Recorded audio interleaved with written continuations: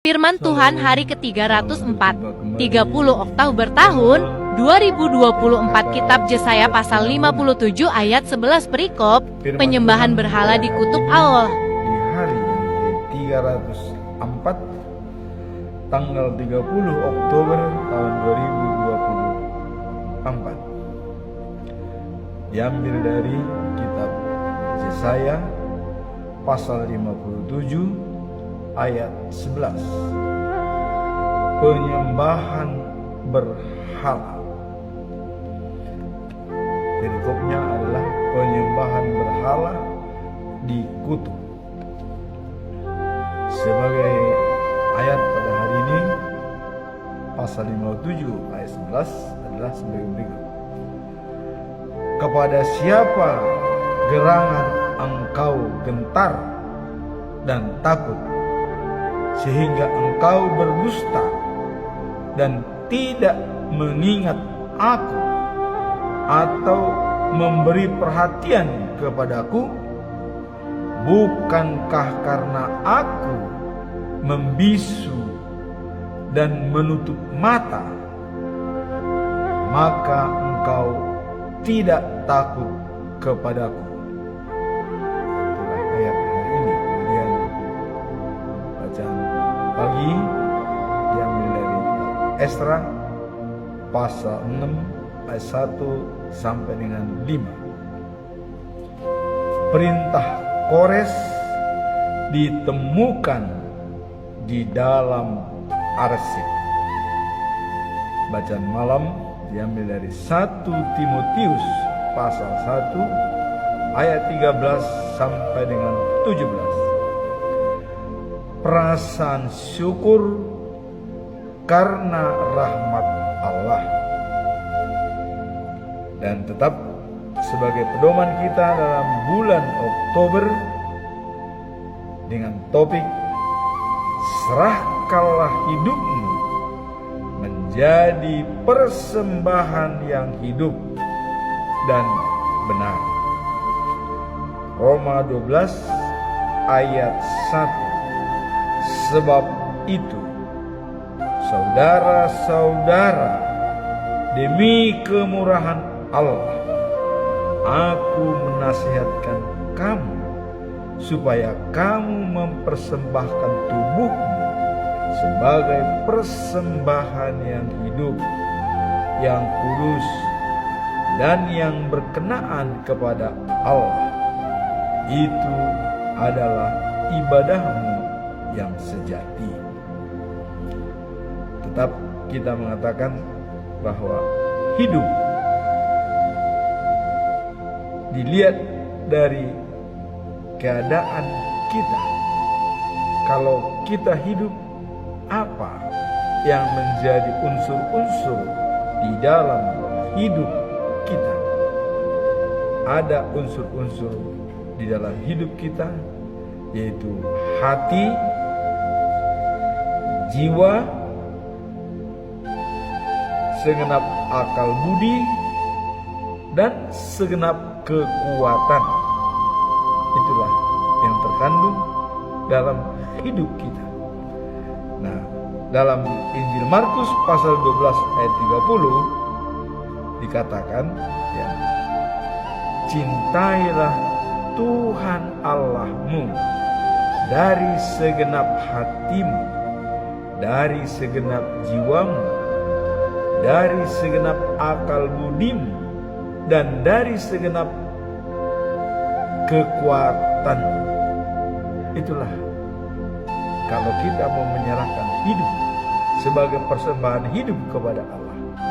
Hati, jiwa, akal, dan kekuatan itu harus merupakan totalitas kita serahkan kepada Tuhan. Bukan hanya fisik, bukan hanya hati, bukan hanya jiwa, tapi seluruhnya kita serahkan kepada Tuhan untuk mengasihi dan mencintai Tuhan.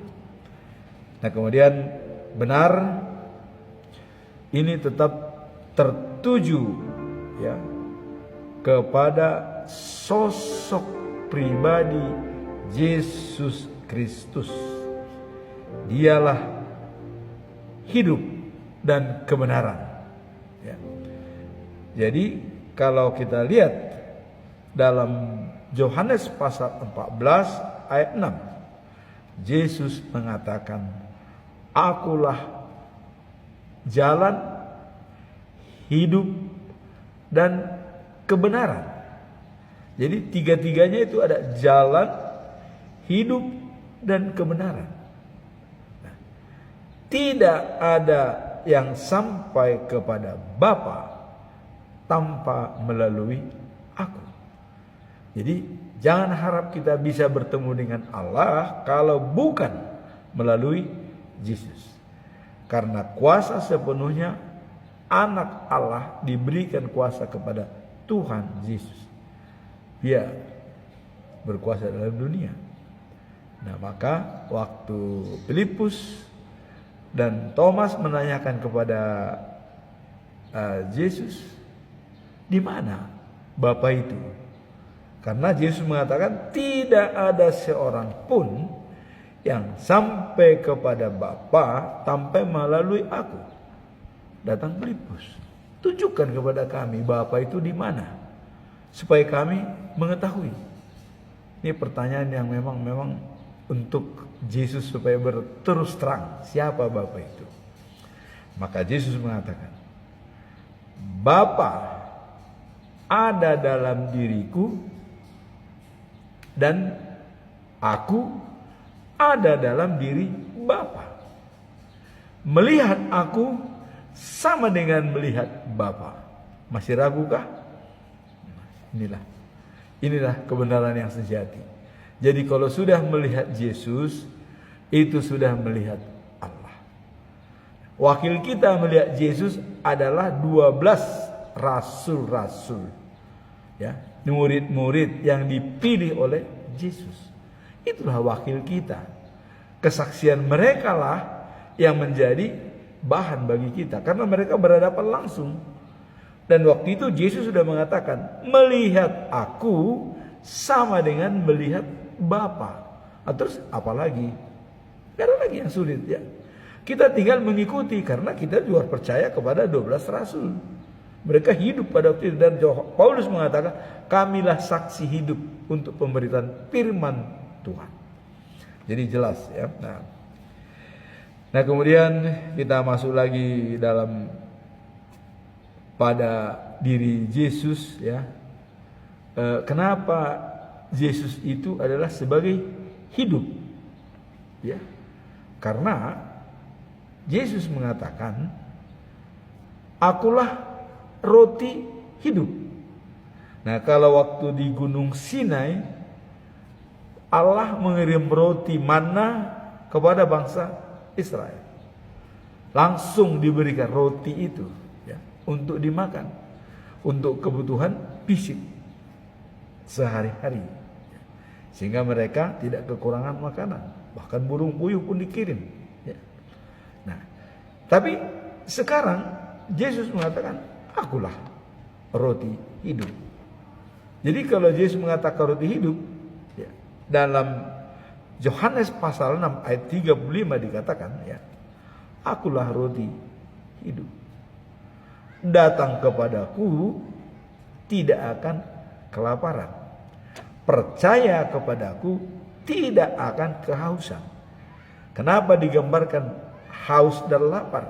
Itulah kebutuhan fisik sehari-hari.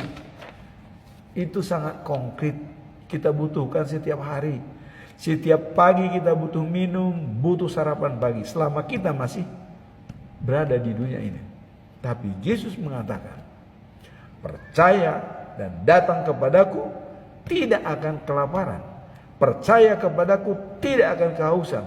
Jadi antara haus dan lapar itu ya, sebenarnya kalau kita sudah berada di dalam Yesus, itulah yang dikatakan hidup kekal dan sejati. Artinya tidak ada lagi di sana haus, tidak ada lagi lapar. Kita diberikan kebutuhan kita sesuai apa yang kita inginkan. Itu enaknya bersama dengan Yesus. Nah, kemudian kita lihat dalam penjabaran daripada masalah pokok-pokok pengajaran Alkitab, ya, itu sesuai dengan pandangan daripada Martin Luther, ya, untuk menguatkan firman Tuhan pada kita. Dan pokok-pokok pengajaran agama Kristen inilah dasar atau fondasional prinsip, fondasi yang sangat prinsip yang harus diketahui oleh semua umat Kristen yang beragama Protestan. Apa? Yang pertama dikatakan adalah sola gratia. Keselamatan adalah anugerah, hadiah dari Tuhan. Jadi kita diselamatkan, ya, dan itu pemberian dari Tuhan, diberikan cuma-cuma kepada kita. Nah, seperti kita lihat dalam Efesus, ya, pasal 2 ayat 7 sampai dengan 8. Saya coba baca ketika supaya lebih mantap, ya. Allah melakukan itu supaya pada zaman yang akan datang manusia dapat melihat betapa besarnya kasih Allah, kasih yang dinyatakan Allah melalui kebaikan hatinya, ya, kepada kita dengan perantaraan Yesus Kristus. Kebaikan hati Allah diberikan perantaraan melalui Yesus Kristus. Begitu besar kasih setia Allah kepada umat manusia, maka diberikanlah anaknya yang tunggal Tuhan kita supaya semua orang, ya, percaya kepadanya beroleh hidup yang kekal. Nah, begitu besar kasih setia Allah. Nah, kemudian di ayat 8 dikatakan Allah mengasihi kalian, itu sebabnya Ia akan kalian karena kalian percaya kepada Yesus. Jadi keselamatan kalian itu adalah anugerah Allah. Jadi tidak ada seorang pun yang dapat menyombongkan dirinya mengenai hal itu. Jadi karena keselamatan itu anugerah, kita tidak ada, ya, bermegah-megah, tidak. Karena bukan perbuatan baik atau usaha kita untuk mendapatkan keselamatan itu. Itu udah hadiah, anugerah. Tapi apakah itu hadiah bagi kita atau tidak? Nah, kita lihat nanti dalam Martin Luther mengatakan dalam yang kedua, tadi sola gratia, ada sola fide, ya. Nah, kemudian dalam ayat 9, kita adalah ciptaan Allah dan melalui Kristus Yesus Allah membentuk kita supaya kita melakukan hal-hal yang baik yang sudah dipersiapkannya untuk kita. Jadi tetap, makanya tadi dikatakan tanpa Yesus kita tidak bisa sampai. Jadi sudah diberikan wewenang penuh kepada Yesus sebagai pemberi anugerah keselamatan itu kepada manusia. Nah, kemudian kita masuk dalam bagian kedua, yaitu pengajaran agama Kristen Protestan yang kedua, yaitu sola fide. Tadi keselamatan anugerah. Nah, sekarang kita bisa dapat menerima keselamatan itu hanya berdasarkan iman, percaya kepada Yesus. Kalau kita tidak percaya pada Dia, itu tidak akan diberi. Keselamatan itu tidak akan pernah kita dapatkan. Tapi begitu kita percaya, maka kita mendapatkan keselamatan. Nah, kalau tadi hidup tidak pernah lapar, ya, percaya tidak pernah kehausan. Nah, di sini kita diselamatkan. Jadi keselamatan itu kita terima adalah berdasarkan iman, percaya kepada Tuhan. Nah, dalam iman kepercayaan ini, ya, ini bagaimanakah iman tindakan nyata? Ini ada sanksi, ya, kalau kita tidak benar-benar dalam mewujudkan iman percaya dengan tindakan. Karena dalam Yakobus 2 ayat 21 ya, itu Abraham diterima baik oleh Allah karena perbuatannya. Jadi ada perbuatan itu, maka Abraham diterima baik oleh Allah. Bahkan dikatakan dia adalah sahabat Allah. Ya, apa? Begitu Tuhan Allah mengatakan, serahkan anakmu yang tunggal Ishak kepada saya. Dia bawa, mau dipotong. Karena begitu besar iman daripada Abraham, maka Tuhan mengatakan kepada dia, Abraham, kau layak menjadi nenek orang percaya. Ya, kalau udah nenek orang percaya berarti bukan bapak orang percaya, tapi nenek orang percaya. Ya. Jadi artinya benar-benar diberikan pada dia sahabat Allah. Nah, kemudian ada lagi yang contoh. Ini pelacur. Dia iman kuat. Karena iman dia juga diselamatkan. Dalam Yakobus 2 ayat 25, lihat. Rahab pelacur ya, diterima baik oleh Allah. Apa? Karena kelakuannya menerima pengintai-pengintai yang dikirim oleh Joshua ke Jericho. Diselamatkan. Ya. Diselamatkan dan diamankan. Coba. Iman.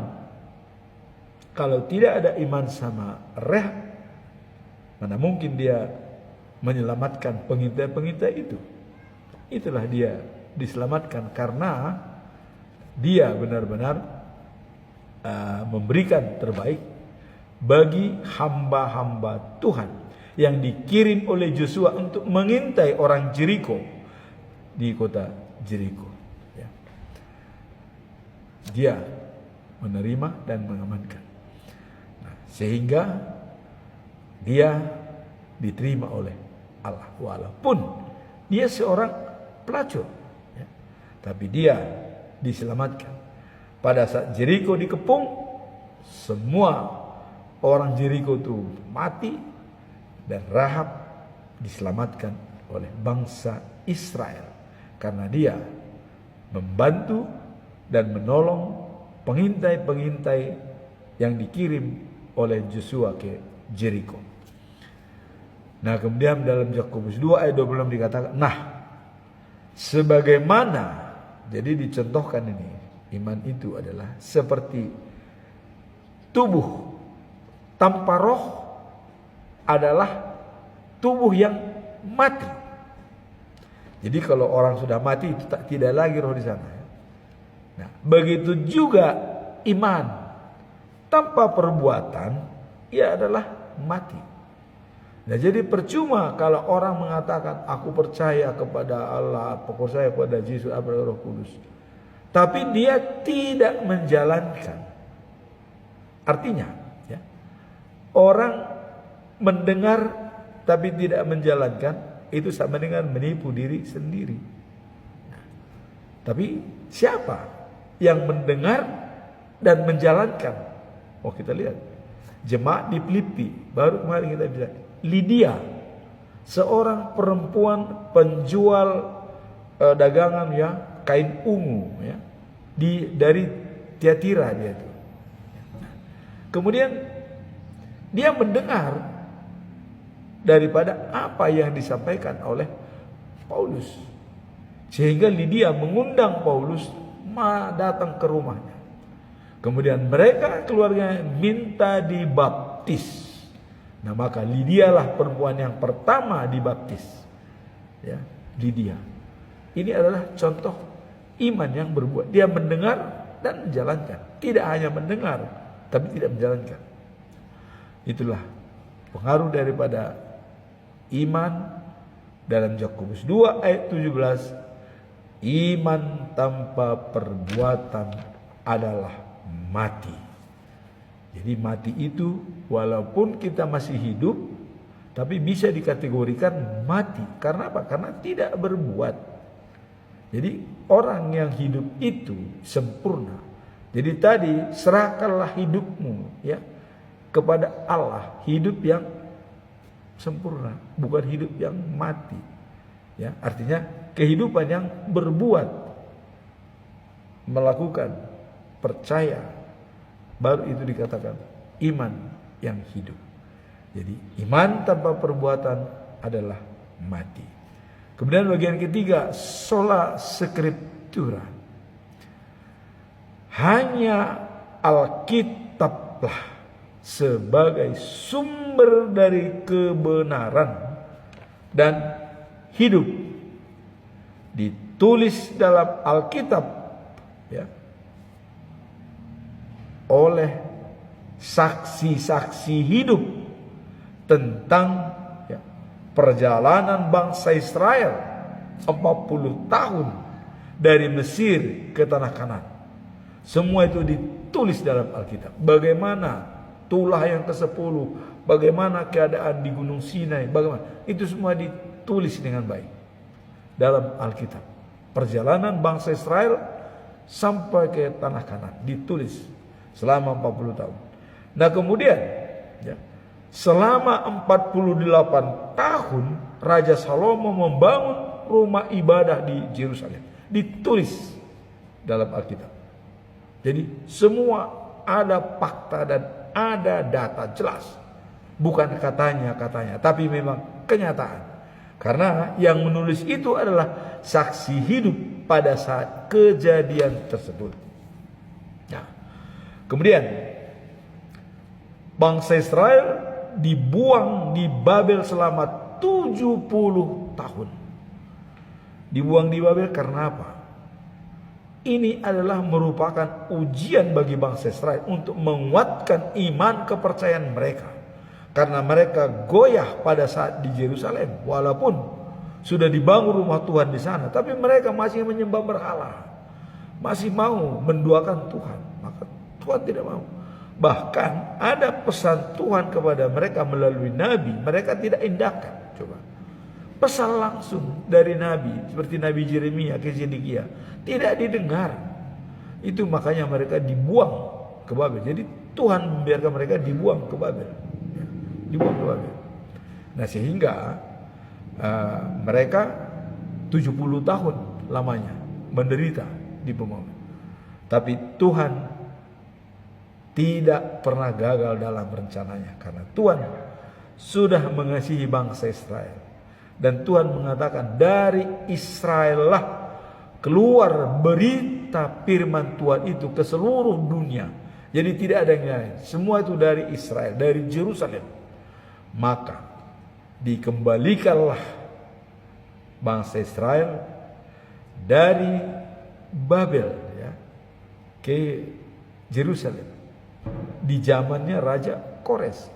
Kalau waktu zaman Raja Nebukadnezar ya, itu tidak akan terjadi. Dan bahkan Nebukadnezar pun sangat salut kepada Allahnya Daniel. Ya. Kenapa? Karena pada waktu Nebukadnezar bermimpi, tidak ada ahli-ahli di dalam kerajaan Persia untuk menjelaskan mimpi Nebukadnezar. Tidak ada satupun. Sehingga dia merencanakan membunuh semua cendekiawan. Yang ahli-ahli semua dibunuh rencananya. Coba. Tapi ada laporan kepada Daniel dan datang menghadap kepada raja. Janganlah berbuat seperti itu.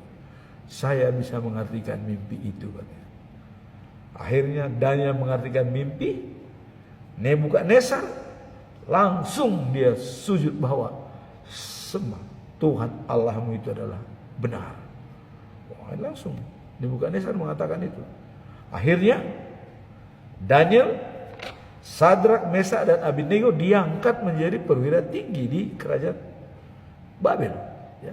Nah, jadi dengan demikian, nah mungkin dengan adanya Raja Kores sebagai pengganti daripada Raja Nebukadnezar, inilah yang membuat perintah kepada bangsa Israel untuk membangun kembali kota Yerusalem dan mengembalikan semua peralatan-peralatan yang diambil dari tempat ibadah di Yerusalem untuk dikembalikan ke tempat semula. Ada surat tertulis perintah dari Raja Kores. Ini nanti kita lihat, ini diperbincangkan oleh raja-raja setelah Raja Kores, ya Darius, dan juga ada gubernur-gubernur yang ada di Efrat Barat memperbincangkan. Nanti kita lihat episodenya ya. Jadi inilah ketiga itu. Jadi semua ditulis dalam Alkitab, semua dibenarkan dalam Alkitab. Kemudian dengan ketiga hal tersebut, keselamatan itu adalah anugerah. Kemudian kita diselamatkan hanya berdasarkan iman percaya. Dan keselamatan itu anugerah dan iman percaya itu semua ada ditulis di dalam Alkitab. Itulah dikatakan sola scriptura.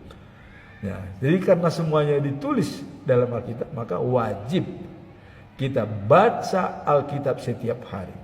Maka saya mencoba mengorek Alkitab dalam setiap hari, yaitu ayat hari ini yang ditentukan dalam almanak. Ada sistem yang baik dari Huria Kristen Batak Protestan, yaitu HKBP. Almanak ayat hari ini, almanak bacaan untuk pagi, kemudian almanak bacaan untuk sore. Dan ini sekaligus saya coba jabarkan setiap hari dari ketiga unsur tersebut untuk melihat bagaimana dulu bangsa Israel dan bagaimana akibatnya kepada iman kita sekarang ini implementasinya. Itu yang mau kita lihat. Terus apa makna dan pesan moral dari semua peristiwa-peristiwa tersebut? Itu yang perlu kita simak. Nah, sekarang kita mari lihat perikop hari ini ya. Itu dalam Yesaya 57 ayat 11, yaitu penyembahan berhala dikutuk. Nah, kita lihat dalam ayat 11 apa dikatakan ya. Tuhan berkata, siapakah dewa-dewa itu yang membuat kamu takut sehingga kamu berdusta dan tidak ingat padaku? Apakah kamu tidak menyembah aku lagi? Karena aku lama sekali berdiam diri. Jadi ini peringatan kepada bangsa Israel. Kenapa Allah itu berdiam diri? Karena yang tadi sudah sesuka mereka, sudah menyimpang dari apa yang sebenarnya. Maka coba 70 tahun itu bukan waktu yang sedikit ya. Tapi bagi Tuhan satu hari, bagi Tuhan, bagi kita 1000 tahun ya. Jadi itu bagi Tuhan yang 70 tahun itu ya berapa jam lah ya. Berapa jam. Bagi kita sudah lama 70 tahun, tapi bagi Tuhan itu baru berapa jam ya. Nah, jadi di sini diingatkan oleh Tuhan ya, bahwa siapakah dewa-dewa itu yang membuat kamu takut sehingga kamu berdusta dan tidak ingat kepadaku. Jadi membohongi Tuhan Allah, tidak lagi ingat kepada Allah ya. Apakah karena tidak menyembah aku lagi, karena aku lama sekali berdiam diri? Artinya berdiam diri artinya tidak ngapa-ngapain ya. Apakah karena itu? Kata Tuhan. Nah, kemudian di dalam ayat 12 dikatakan, tetapi aku memberitahukan kepadamu ya, kesalehanmu itu palsu dan semua perbuatanmu tidak berguna bagiku. Jadi kesalehannya mereka itu palsu. Kalau dia menyembah berhala dan dia seolah-olah saleh, hebat, fanatik, itu palsu kata Tuhan. Tidak berguna bagiku, nggak ada artinya. Jadi dikatakan dalam ayat 13, bila kamu berteriak, ya, biarlah patung-patung itu menyelamatkan kamu. Jadi kalau mereka berteriak, ya patung-patung itulah minta tolong kepada dia. Ya. Nah, akan hilang. Kemudian patung-patung itu menyelamatkanmu, kamu hendak dia akan hilang diterbangkan angin dan lenyap. Jadi mereka akan hilang diterbangkan angin dan lenyap. Itulah kalau kita kepada patung-patung itu, mereka akan hilang diterbangkan angin dan lenyap. Dengan satu hembusan napas. Jadi dia akan diterbangkan dengan hanya satu hembusan napas. Satu hembusan napas ini begitu dihembus itu sudah hilang, terbang semua. Jadi tidak ada artinya. Makanya tadi katakan kesalehan itu palsu. Kalau kau minta tolong kepada dewa-dewa itu. Nah kemudian dikatakan, tetapi orang-orang yang berlindung kepadaku akan menerima negeri itu dengan menyembahku di rumahku, dengan menyembahku di rumahku. Jadi artinya kalau orang-orang yang berlindung kepada Tuhan, Tuhan mengatakan kepadaku akan mewarisi negeri itu. Jadi negeri itu menjadi miliknya. Sehingga dan mereka akan menyembah aku di rumahku, di rumah Tuhan. Itu menjadi milik mereka. Inilah perikop hari ini bahwa Tuhan mengutuk penyembahan berhala, dikutuk oleh Tuhan. Katakan Allah pun saleh itu adalah palsu. Kalau ada orang seolah-olah baik-baik dengan menyembah dia, itulah palsu. Itu akan sekejap bisa lenyap, dihembuskan oleh angin. Dengan satu hembusan saja katanya, bukan dua hembusan. Yang baru satu hembusan sudah lenyap. Apalagi kalau hembusan berturut-turut, habis semua Nah, dari perikop ini kita melihat Tuhan sangat marah dan menyalahkan orang-orang yang tidak taat padanya dan memilih berhala. Jadi orang-orang yang takut tidak lagi menyembah Tuhan, Tuhan sangat marah karena mereka adalah menyembah berhala. Nah, ini sangat dibenci oleh Tuhan. Dalam ayat 12 dikatakan kesalehanmu itu palsu. Semua perbuatanmu tidak berguna padaku. Bila kamu berteriak minta tolong, biar patung-patung itu yang menyelamatkanmu. Nah, ini jadi Tuhan sudah lepas tangan.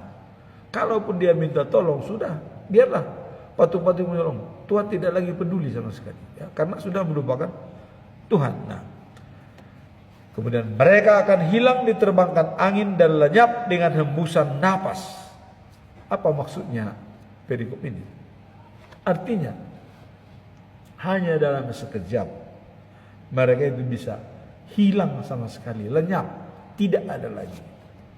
Baru hanya satu hembusan napas, cuma satu hembusan napas, hilang, tidak ada. Jadi artinya di sini tidak boleh bermain atau melupakan Tuhan. Nah, kemudian dia bilang, tetapi orang-orang yang berlindung kepadaku akan mewarisi kerajaan, mewarisi tanahnya. Apa makna daripada perikop ini? Dalam konteks ini, disinilah kita pentingnya hubungan intim dan mengandalkan Tuhan dalam setiap kehidupan kita, sehingga kita akan dilindungi dan tidak seperti dihembuskan angin dan lenyap begitu saja, tetapi kita tetap berdiri tegak bersama dengan Tuhan. Inilah pesan moral daripada perikop ini, selalu berhubungan intim dengan Tuhan dan mengandalkan Tuhan dalam setiap kesulitan yang kita hadapi. Tidak pernah meninggalkan Tuhan. Itulah pesan moral daripada perikop ini, bahwa Tuhan mengutuk penyembahan berhala. Nah, kemudian bacaan pagi kita masuk dalam kitab Esra pasal 6 ayat 1 sampai 5. Nah, ini perintah Kores ditemukan di dalam arsip. Dalam perikop yang lalu, ya, Gubernur Efrat Barat, ya, oleh Tidnai dan kawan-kawan, mereka mau mengusik. Mengapa orang-orang Yahudi membangun kembali rumah ibadah di Yerusalem? Pondasinya dibenerin, dipertanyakan, ditanyain mereka, ya, ditanya mereka, ya, semua, dan namanya dicatat, termasuk Nabi Hagai dan Zakaria. Kemudian pemimpin umat yang bekerja pada waktu itu adalah Zerubabel anak Seltiel dan Yesua anaknya Yosadak, ya. Tapi mereka jawabnya ringan. Kami mengerjakan pekerjaan ini adalah adanya perintah dari Raja Kores pada saat pemerintahan tahun pertama beliau di Persia. Ya. Nah, dengan adanya ini sehingga mereka mengurungkan waktunya, artinya tidak jadi menstop pembangunan, ya, karena ada dasar hukum. Nah, sehingga Gubernur Efrat Barat ini, ya, mencoba mengirim surat ke Raja Darius. Apa jawaban Darius?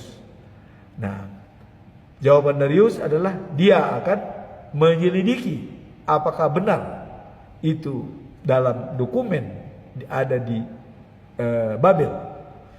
Nah, kemudian pada perikop hari ini, ya, perintah Kores tersebut ditemukan dalam arsip. Wah, itulah.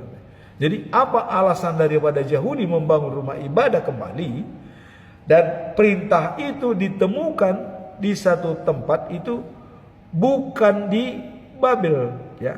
Nah, kalau kita lihat di sini, Gubernur Tidnai provinsi Efrat Barat, ya, mengirim surat kepada Raja Darius, ya, untuk menanyakan apakah benar ada dokumen tersebut.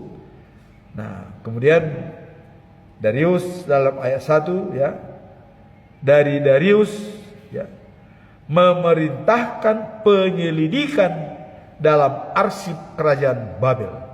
Ya, jadi surat daripada Gubernur Provinsi Efrat Barat ini ditanggapi oleh Darius dengan memerintahkan periksa semua dokumen di kerajaan Babel, apakah ada tertulis seperti perintah tersebut.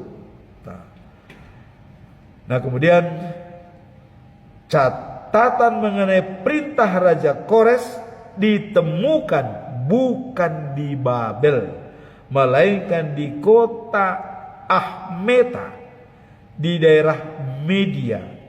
Tuh. Jadi catatan tersebut bukan ditemukan di Babel, tapi di kota Ahmedia, ya, di Media, kota Media, daerah Media, ya. Kotanya adalah Ahmeta dan daerahnya daerah Media. Nah, catatan itu ditulis pada sebuah gulungan kertas dan berbunyi sebagai berikut, ya. Pada tahun pertama pemerintahan Raja Kores, ia mengeluarkan perintah, ya, supaya rumah Tuhan di Yerusalem dibangun kembali sebagai tempat orang membawa persembahan dan membakar kurban. Jadi karena kebiasaan orang Yahudi membawa persembahan itu di rumah Tuhan dan juga menyembahkan persembahan kurban, lembu, sapi itu dibawa. Nah, Itu diperintahkan Raja Kores supaya dibangun kembali seperti semula. Nah kemudian tingginya ditentukan, dulu tingginya adalah 27 meter, sekarang tinggi itu harus 27 meter tinggi, lebar juga 27 meter. Ini sesuai dengan aslinya. Nah kemudian dinding-dindingnya harus dibangun seperti berikut. Nah, jadi di atas setiap 3 lapis batu, jadi batu 3 lapis, kemudian dipasang 1 lapis kayu. Jadi setiap 3 lapis kayu.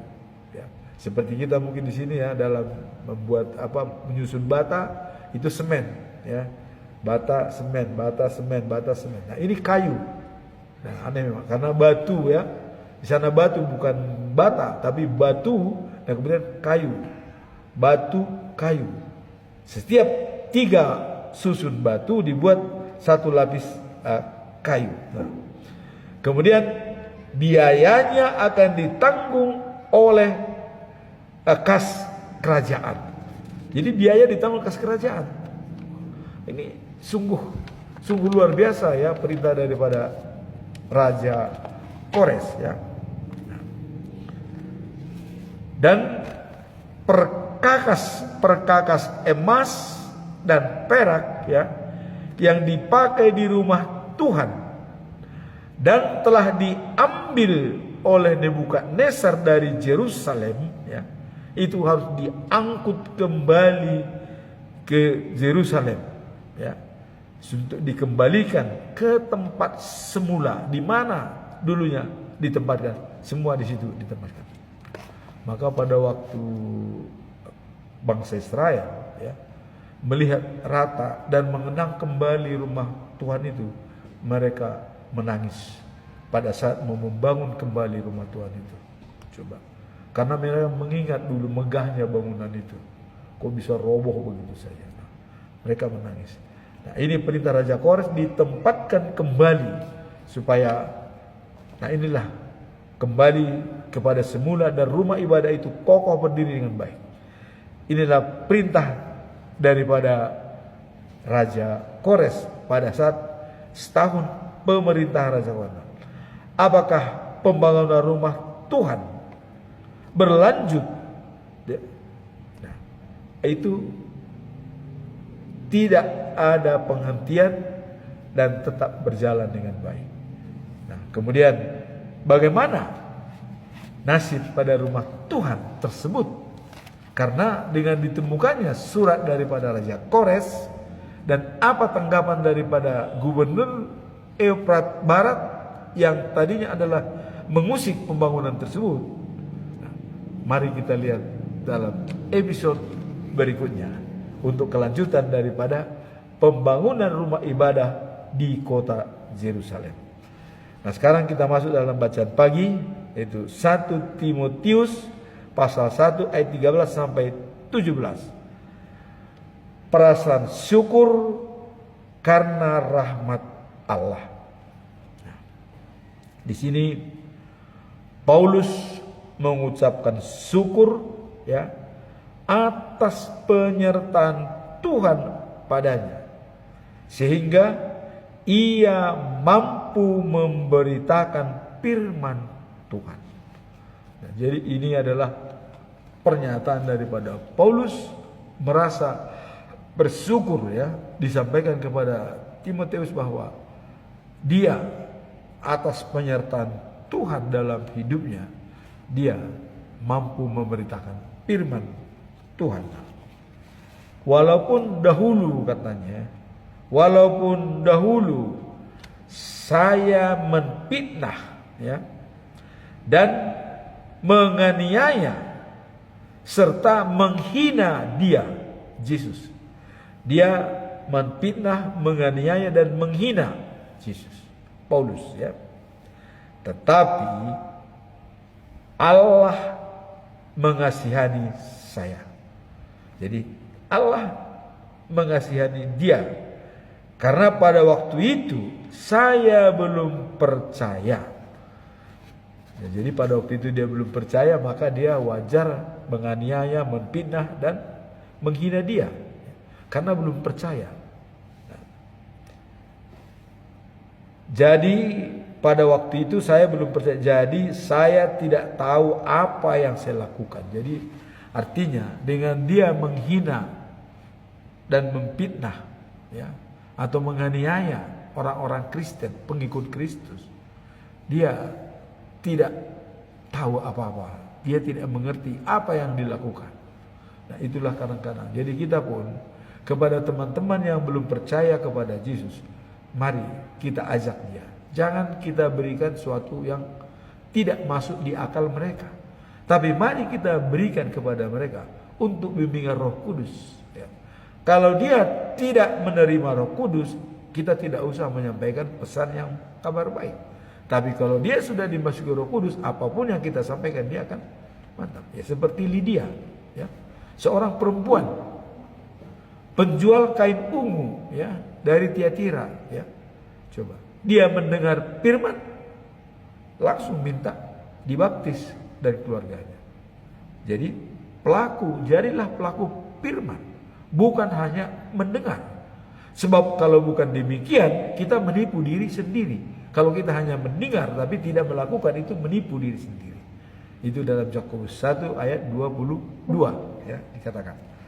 Nah, kemudian di sini tadi dikatakan bahwa Paulus menganiaya, memfitnah dan menghina, ya, karena dia belum percaya, sehingga itu bukan atas kemauan yang sebenarnya kalau dia sudah percaya, tapi itu adalah karena memang pada saat itu dia masih labil dan tidak percaya kepada Yesus. Itu hanya pengaruh duniawi.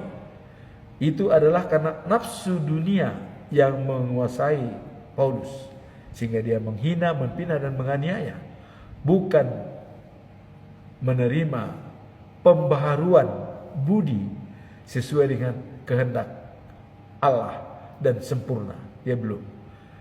Nah, tapi setelah di Roma 12 ayat 2 Paulus mengatakan, ya, jangan serupa dengan dunia, katanya.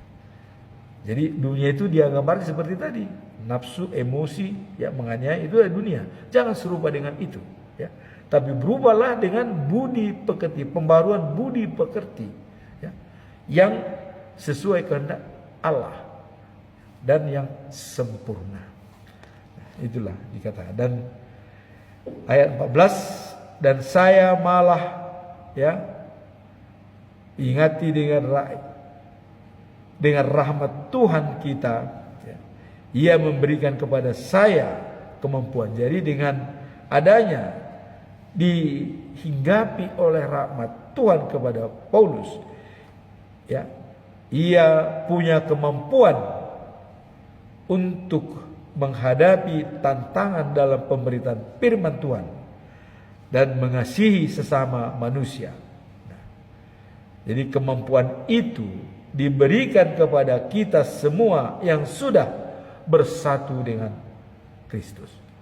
Jadi kalau kita sudah bersatu dengan Kristus, kita akan dimampukan walaupun awalnya kita tidak mampu, tapi dengan, ya, meminta dan meminta, kita akan dimampukan. Makanya Matius 7 ayat 7 dikatakan, carilah kau akan mendapat, ketoklah pintu akan dibuka, ya. Nah, jadi kita akan mendapatkan kalau kita mencari, dan kita akan menerima apabila kita mencari, pintu akan dibuka. Itulah kira-kira kemampuan yang diberikan kepada Paulus setelah dia percaya kepada Yesus. Sungguh benar perkataan ini, sebab itu patutlah diterima dan dipercaya sepenuhnya Kristus Yesus, ya, dalam dunia ini. Jadi kedatangan Kristus Yesus datang ke dunia ini, ya, untuk menyelamatkan orang berdosa dan Paulus mengakui, sayalah orang berdosa yang paling jahat. Ini pengakuan yang jujur dari Paulus.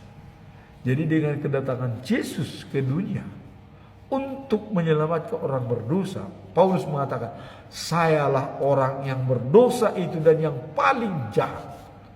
Pengakuan yang terus terang. Nah, maka kita lihat Paulus begitu berapi-api memberitakan firman Tuhan karena dia sudah digapai oleh Roh Kudus. Tetapi justru oleh sebab itulah ya Allah mengasihi saya supaya Kristus Yesus dapat menunjukkan seluruh kebenarannya terhadap saya, orang yang paling berdosa ini. Dan ini menjadi suatu contoh untuk semua orang ya, yang nanti akan percaya kepadanya dan mendapatkan hidup yang sejati dan kekal. Nah, jadi ini adalah role model ya. Jadi Paulus ini menjadi role model karena dia sudah dimasuki Roh Kudus dan Allah mengasihi dia. Nah, supaya Kristus Yesus dapat menunjukkan seluruh kesabarannya terhadap saya. Jadi ditunjukkan kepada Paulus ya, kesabarannya orang yang paling berdosa ini. Tuh, jadi Paulus mengakui dengan orang yang paling berdosa, dia kesabaran daripada Tuhan juga untuk membujuk Paulus walaupun dia menganiaya, tapi benar-benar dibimbing dan diberikan ya, Roh Kudus kepada Paulus. Sehingga dia yang paling kencang mengatakan bahwa untung bagi saya kematian kalau sudah bersama dengan Kristus, katanya Yesus Kristus. Jadi tidak lagi takut dia mati, malah untung katanya kalau bersama dengan Yesus. Karena dia melihat waktu Yesus mati, disalibkan dan bangkit kembali. Nah, jadi baginya kematian itu untung kalau sudah bersama Yesus. Nah, maka ada pernyataan daripada Paulus, dua yang mendesak dalam hidup saya. Ya. Kalaupun saya pergi meninggal atau menuju kematian, saya senang katanya. Walaupun saya masih diberikan waktu di dunia ini untuk menyampaikan firman, itu juga cocok. Maka Paulus juga punya suatu penyakit dalam tubuhnya ya.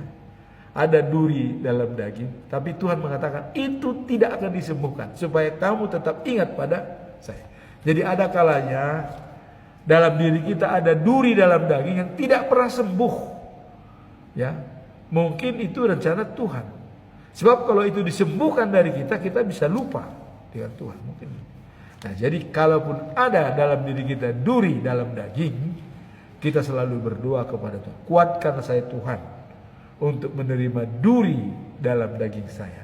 Itulah permohonan kita. Ya. Kalau memang itu tidak bisa dilepaskan dan harus berada dalam diri kita, kita minta kekuatan pada Tuhan untuk bisa menahan duri dalam daging tersebut. Apapun itu. Ya. Kita minta kekuatan. Kalau kita sudah minta kekuatan, sudah. Tuhan akan memberikan terbaik. Nah, kemudian dikatakan dalam pasal 1 ini ayat 17, Allah Raja segala zaman. Nah, ini dikatakan patut dihormati dan dipuji senantiasa, sebab dialah yang kekal, yang nampak dan yang esa. Nah, jadi dengan pernyataan ini ya, Paulus mengatakan Allah adalah Raja segala zaman, patut dihormati dan dipuji senantiasa, sebab dialah yang kekal, ya, yang abadi, ya, yang nampak dan yang esa. Itulah pernyataan rasa syukur daripada Paulus karena rahmat Allah. Dia merasa bersyukur kepada Tuhan dan memberikan komentar seperti dan mengakui terus terang, saya yang paling berdosa, saya menganiaya, menghina dan memfitnah dia, Tuhan Yesus. Ya. Walaupun itu kepada manusia itu sama dengan kepada Tuhan. Ya. Nah, jadi dia mengakui Tuhan memberikan kemampuan kepada saya, orang yang paling berdosa ini. Jadi kalau sudah mengakui, Tuhan sangat maha pengampun. Dan di statement terakhir dikatakan bahwa Allah adalah Raja dari segala zaman, ya, patut dihormati dan dipuji senantiasa, sebab dialah yang kekal, yang abadi, yang nampak dan yang esa. Itulah. Nah, kemudian kita tetap mengacu kepada pernyataan Yesus, datang kepada saya tidak akan kelaparan, kata Yesus. Percaya kepada saya tidak akan kehausan. Hidup kekal dan sejati ada pada Tuhan Yesus Kristus. Demikianlah firman Tuhan pada hari ini. Tuhan memberkati kita semua. Amin.